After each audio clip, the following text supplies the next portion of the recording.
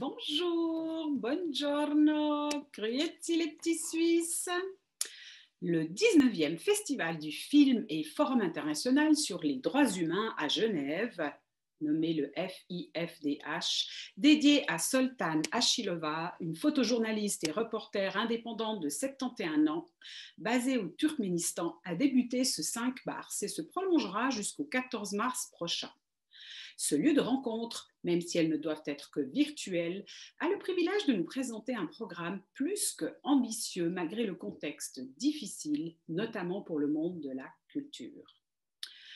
Le catalogue proposé mêle une sélection de films internationaux en VOD, des grands rendez-vous en direct, des contenus originaux audio et vidéo, une émission de radio et des interventions urbaines. Olivier May, écrivain né en 1957 à Genève, nous fait découvrir à travers un ouvrage publié récemment aux éditions Ozu Suisse l'histoire de notre pays au féminin pluriel, à savoir la vie exceptionnelle de 15 femmes suisses ayant chacune marqué leur époque. Impératrice, peintre, aventurière, écrivaine, chirurgienne, présidente, abbesse, paysanne. C'est un ouvrage intitulé « La Suisse en 15 femmes » mêle faits historiques et récits très intéressants. J'aimerais maintenant vous parler d'une autre femme d'exception qui entretient depuis son plus jeune âge un véritable amour pour le Portugal d'où elle tire ses origines. La Genevoise Estrella Vicente a décidé, il y a un peu plus de 3 ans, et après plus de 40 ans passés dans la région genevoise, de partager son temps entre la Suisse et le Portugal, plus précisément à Albufeira, en Algarve, où le soleil en particulier lui procure un bonheur simple de bien-être qu'elle diffuse autour d'elle. Son dynamisme et sa joie de vivre communicative l'emmènent à développer son entreprise de rénovation, location et vente de biens immobiliers à Albufeira et ses alentours. Ses autres passions sportives, comme le tennis et surtout la marche sur le long des côtes et chemins pédestres du pays, lui permettent de mettre en avant une nature simple et peu oubliée qu'il y a au Portugal, comme les orchidées sauvages. D'ailleurs, connaissez-vous la légende associée à la floraison des amandiers que nous conte Estrella? La voici. Il était une fois une princesse nordique qui se languissait de ne pas voir de neige arriver. Des siècles avant que le Portugal n'existe, à l'époque où l'Algarve appartenait aux Maures, régnait à Chelbe, future ville de Chilves, le célèbre jeune roi Ibn al-Mudim, qui n'avait jamais connu la défaite.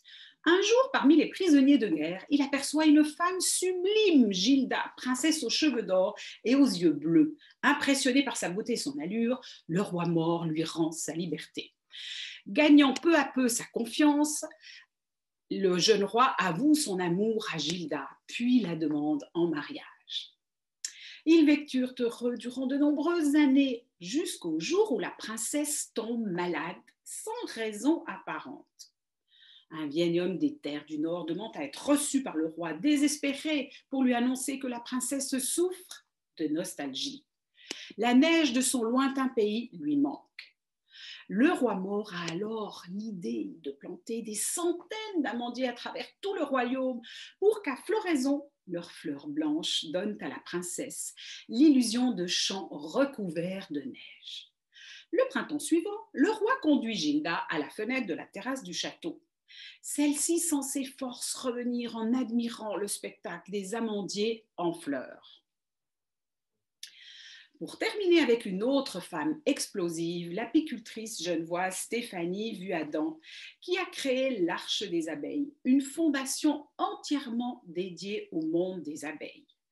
Ses mots d'ordre sont protection, participation, transmission et éducation.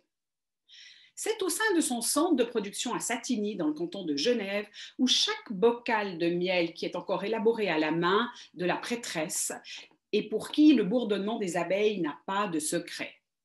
Après le parrainage de ces ruches à travers une association en 2016, l'entrepreneuse réalise qu'il est temps de passer à l'étape supérieure. Une fondation à but non lucratif est la structure juridique idéale qui correspond aux ambitions de Stéphanie. L'Arche des abeilles est ainsi créée. L'objectif est de réintroduire et de pérenniser 1000 ruches saines et vigoureuses dans les prochaines années. La vocation de la Fondation est aussi de sensibiliser les jeunes générations au monde des abeilles, domestiques et sauvages, par des visites de classe et des parcours pédagogiques. Voilà donc pour aujourd'hui, avec un communiqué un petit peu plus féminin que d'habitude. Je vous dis à la semaine prochaine, où que vous soyez, prenez bien soin de vous et il n'y a pas le feu au lac. La French Radio, Portugal.